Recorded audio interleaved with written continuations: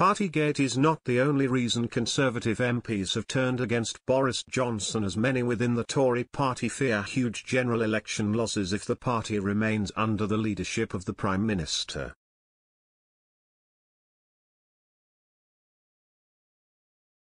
As announced by Sir Graham Brady, the Prime Minister is set to face a no-confidence vote as support for the leader within the Tory party dwindles.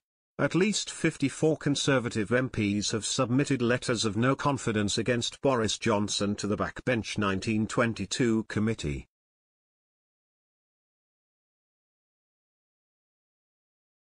Tory MPs have observed the public fallout concerning the Prime Minister's involvement in Partygate as the full Sue Gray report revealed the details of law-breaking within Number 10. However, political editor for the BBC Chris Mason has suggested the no-confidence vote has emerged from a Conservative fear that the Prime Minister's reputation could cause significant Tory losses in upcoming elections.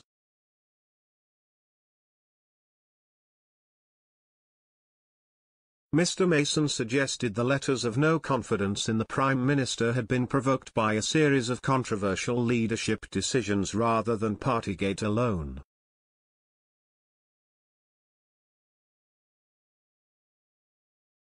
Speaking on BBC Breakfast, he said, "This is an indication of a culmination of frustrations that the Prime Minister has provoked in the minds of many of his MPs.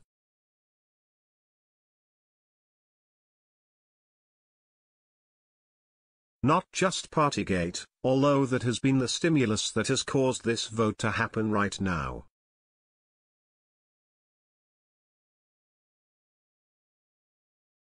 Also, an irritation from Conservatives that they're not sure they can believe him anymore, that they trust him to deliver on the promises he was elected upon."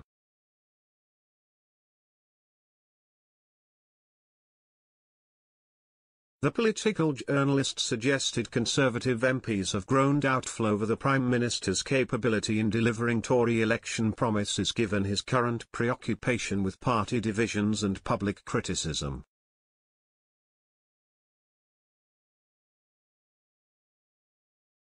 Mr. Mason continued, "There's a real fear, bluntly, from some Conservatives that if Boris Johnson is their leader, going into the next general election, they will lose.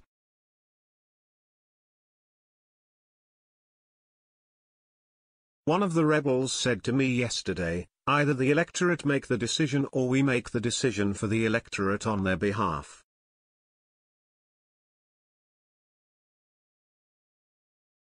Conservative MPs are simply fearful that if they don't switch to a different leader, they might lose a general election.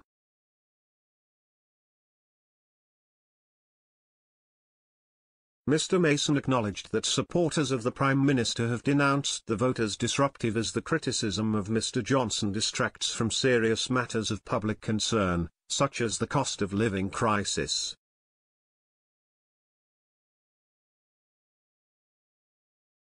He added, "The one lesson of politics is that voters hate divided parties that are squabbling amongst themselves and are self-obsessed and looking inward rather than looking outward, to solving the country's problems."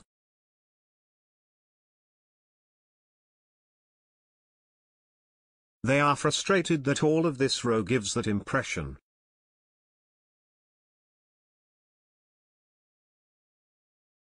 Wherever you look in the Conservative Party this morning, there's a sense of gloom.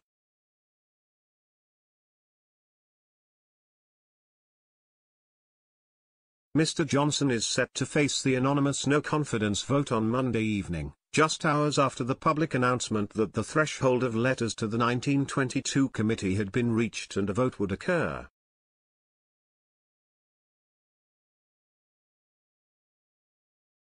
Sir Graham Brady has not confirmed exactly how many letters were received by the committee, although in a statement shortly after the announcement he explained the threshold of 54 letters was reached at some point over the bank holiday for the Platinum Jubilee celebrations.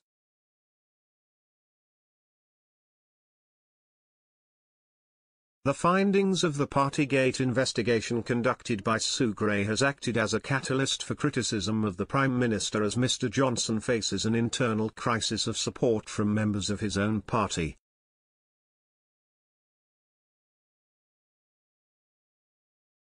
Mr. Mason suggested concerned Tory MPs would be hoping to oust Johnson in order to salvage Conservative Party reputation before a general election takes place.